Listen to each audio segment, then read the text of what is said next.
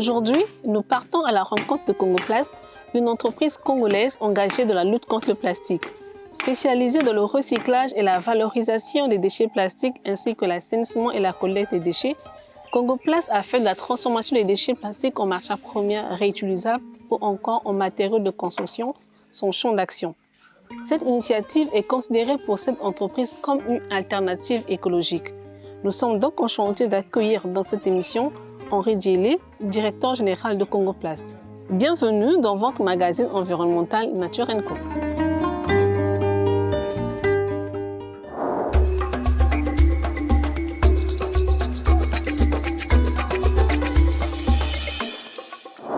Bonjour Henri Djélé. Bonjour Lusette. Merci de nous accueillir dans les locaux de Congoplast dont vous êtes le directeur général. Oui. Alors comment est née cette initiative Congoplast? Alors Congoplast est né d'un constat, celui de la pollution plastique au niveau de la ville de Pointe-Noire, parce que nous sommes basés à Pointe-Noire, de nature, plutôt de profession comptable. J'ai longtemps travaillé dans différentes entreprises de la place, notamment dans une usine de panification industrielle, une usine de production de vins et spiritueux. Et lorsque je faisais mes trajets pour aller au boulot et tout consort, je prenais mon bus, je prenais mon taxi, je constatais qu'il y avait de plus en plus une pollution accrue des déchets plastiques, surtout du plastique. Et dans ce constat, j'ai remarqué qu'il n'existait aucune entreprise qui les collectait, qui les recyclait. Du coup, ça m'a titillé un tout petit peu. Je suis tombé sur ça, je me suis dit, je vais me lancer dessus. Et c'est d'où la naissance de Congoplast qui s'est fait en août 2021. Voilà. Donc vous êtes parti de ce constat-là pour pouvoir mettre en place Congoplast. Exactement. C'est vrai que vous êtes dans la valorisation, le recyclage des déchets plastiques en matériaux de construction, tels que les pavés, les briques et quel autre produit? Les tuiles. Les tuiles. Les tuiles, oui. Il y a plusieurs procédés, c'est vrai, il y a plusieurs procédés. Aujourd'hui, c'est à travers le plastique que vous avez choisi de faire votre transformation. Mais vous n'êtes pas seulement resté dans la transformation, aujourd'hui vous êtes aussi dans l'assainissement. Dans l'assainissement et dans la collecte des déchets industriels, banals, industriels, souillés, spéciaux, dangereux. Auprès des entreprises? Auprès des entreprises, bien évidemment.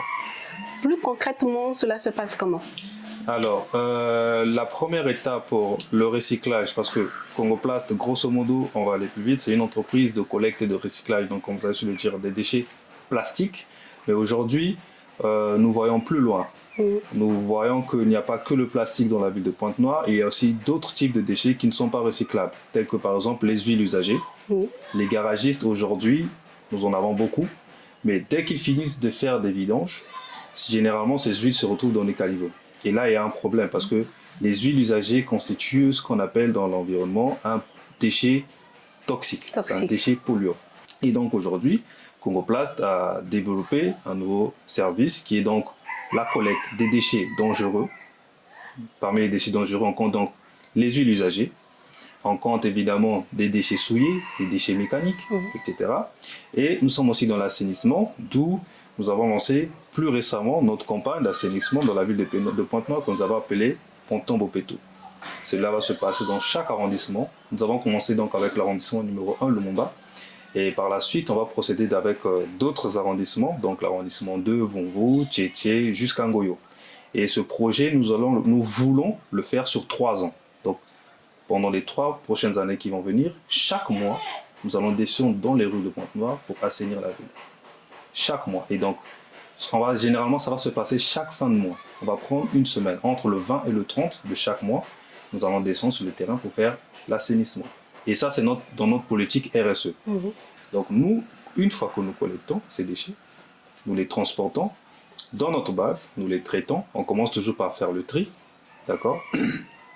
Par exemple, pendant notre campagne d'assainissement, on n'a pas ramassé que le plastique. On a ramassé des canettes en aluminium. Aujourd'hui, Congoplast est en train de développer un système de recyclage de canettes pour les transformer en plaques d'aluminium pour ensuite les revendre. Nous avons ramassé des verres. Aujourd'hui, Congoplast recycle du verre, c'est-à-dire nous, on a un broyeur pour verre pour les rendre en bris de verre pour les mélanger avec notre plastique pour en faire des pavés, des tuiles et des briques que nous faisons d'habitude pour renforcer sa résistance. Aujourd'hui, Congoplast recycle aussi, comme je vous dis tout à l'heure, les huiles usagées. Nous collectons ces huiles, nous les retransformons, c'est-à-dire on enlève l'impureté jusqu'à 90%, ces huiles, et ensuite nous allons pouvoir les revendre. Voilà un peu. Au cours de vos campagnes d'assainissement, est-ce que vous respectez les normes de protection de l'environnement? Parce qu'on sait que même quand on fait de la collecte, il y a forcément quelques règles à respecter. Bien sûr. Et comment est-ce que cela se passe? Comment est-ce que vous respectez ces règles? Est-ce que d'abord vous respectez ces règles et comment est-ce que cela se passe? Bien sûr, mais vous savez, quand vous êtes dans la collecte et l'assainissement des déchets, il faudrait que vous respectez les normes. Et donc, nous, lorsque nous procédons à la collecte des déchets, nos équipes, nos opérateurs sont équipés des EPI. On a tous des EPI. Donc, vous avez des casques, des gants, des masques, oui. des lunettes, et voilà, tout ce qui est EPI. Et une fois que nous collectons dans les normes, ces déchets sont transportés vers notre centre de traitement. Et même tout le long du trajet pour emmener vers notre centre de traitement, nous assurons à ce que les déchets ne tombent pas à même le sol.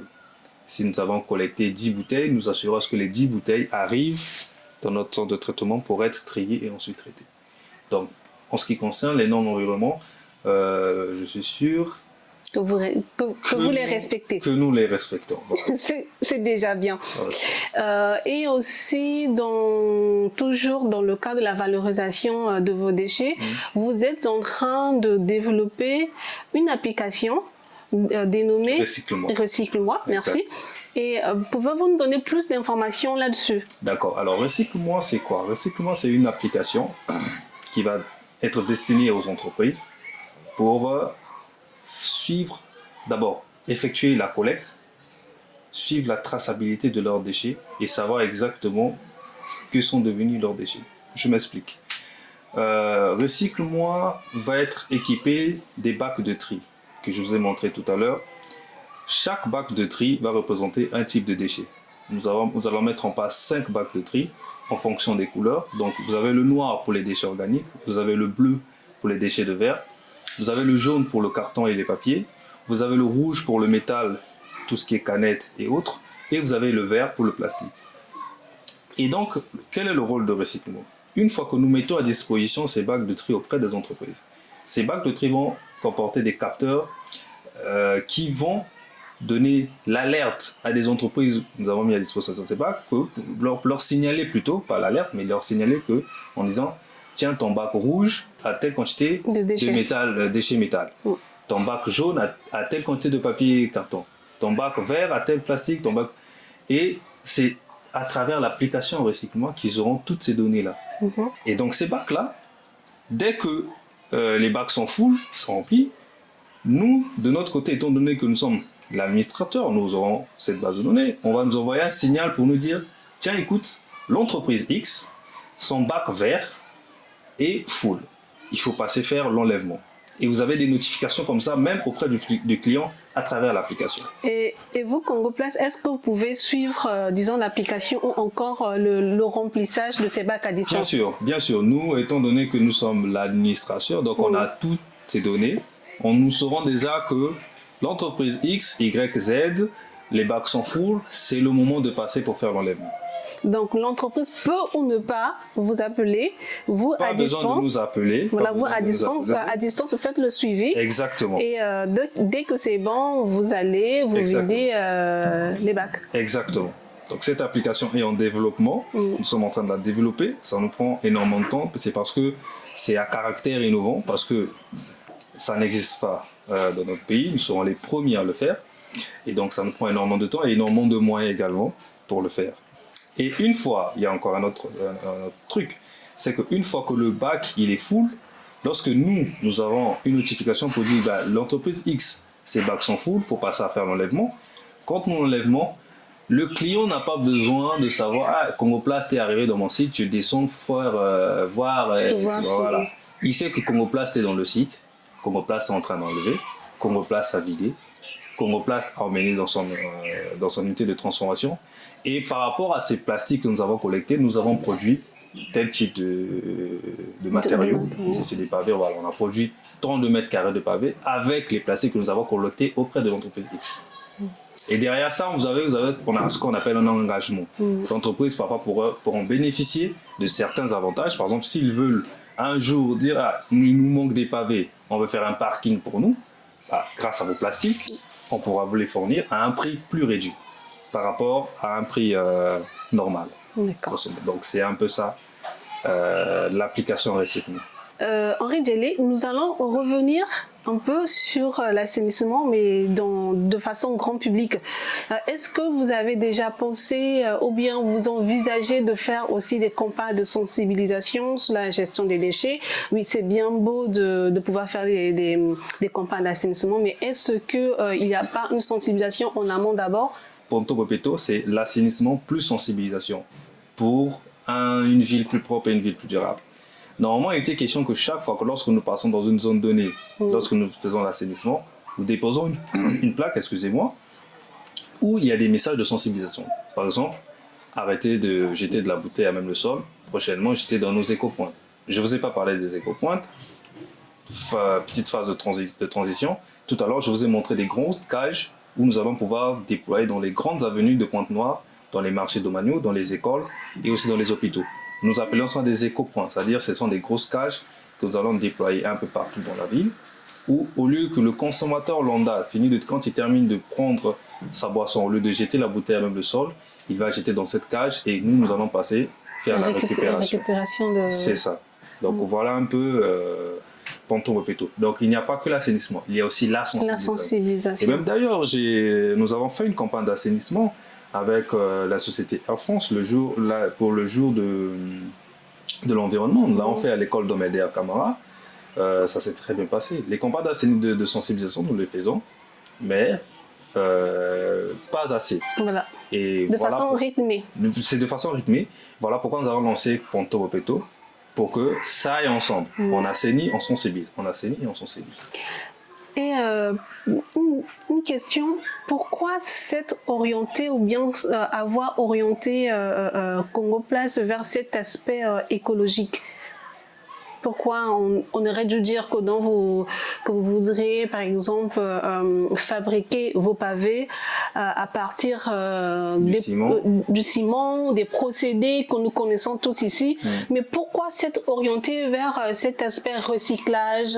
Vous voulez garder un peu l'aspect écologique avec le plastique et autres matériaux. Lorsque j'ai décidé de mettre Congoplast, plutôt de créer Congoplast, l'idéal c'était de pouvoir fabriquer des emballages en plastique. C'était ça le premier but. Mais tout le long de mon étude de marché, tout le long de la faisabilité, l'étude de faisabilité, l'étude du business plan et tout ça, je me suis rendu compte que ça demande énormément de moyens. Et il y a un année qui m'a soufflé, tiens, j'ai vu à la télé, il y a un mec au Cameroun qui fait des pavés à partir de plastique. Ça m'a titillé. J'ai fait des recherches, je suis tombé sur le même Camerounais, qui donc lui m'a formé sur Internet, m'a montré les process, les procédures, et je me suis vu, ça déjà c'est plus faisable par rapport à une usine de fabrication d'emballage. Du coup, on est parti sur ce côté aspect. Et j'ai trouvé que c'était encore plus écologique de pouvoir produire encore des emballages qui vont être encore un casse-tête pour pouvoir les récupérer, les recycler. D'accord? Donc voilà un peu la petite story sur pourquoi on est allé sur l'aspect écologique. C'est un peu ça. Henri Djelé, quelles sont les prochaines étapes de votre entreprise, les objectifs, le but ultime à atteindre selon vous? Pour le moment, pour nos objectifs, on va dire court terme, c'est déjà terminer notre usine de production qui se trouve à Luango. Nous sommes en train de nous déployer là-bas. Ici, c'est juste une base vie pour le moment, pour nous permettre déjà d'être en fonction. Mais l'idéal pour nous, c'est de pouvoir terminer cette base qui se trouve à Luango d'ici, on va dire, décembre de cette année. Et aussi essayer de recruter un maximum de jeunes, ça il ne faut pas l'oublier. Donc, idéalement, c'est de pouvoir réduire n'office que même, on va dire, 50% de la pollution plastique dans la ville d'ici 3 ans. Ça, ce sont les grands objectifs de Congoplast. Et pourquoi pas aller aussi se déployer dans les grandes villes comme Brazzaville et d'autres villes du Congo. Voici quelques objectifs. Pour terminer, avez-vous un mot de conclusion à transmettre aux téléspectateurs?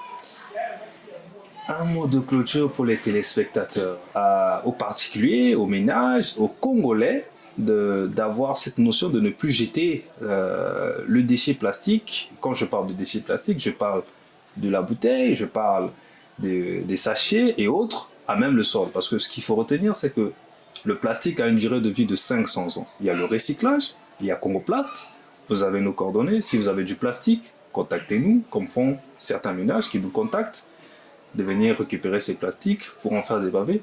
Pourquoi pas, si vous nous donnez par exemple une tonne de pavés, on peut vous fournir peut-être 2, 3, 4, 5 mètres carrés de pavés pour essayer d'arranger votre maison. Donc voilà pour le mot de clôture. Merci beaucoup, Monsieur Henri Djili. Merci, Lisette.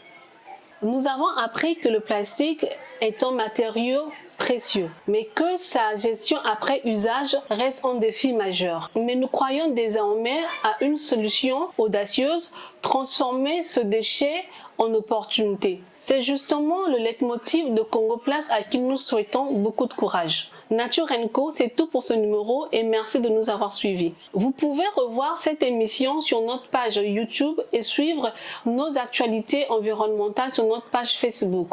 Nous remercions également notre partenaire de production Focus Studio. Quant à moi, je vous dis à très bientôt pour de nouvelles émissions Nature & Co.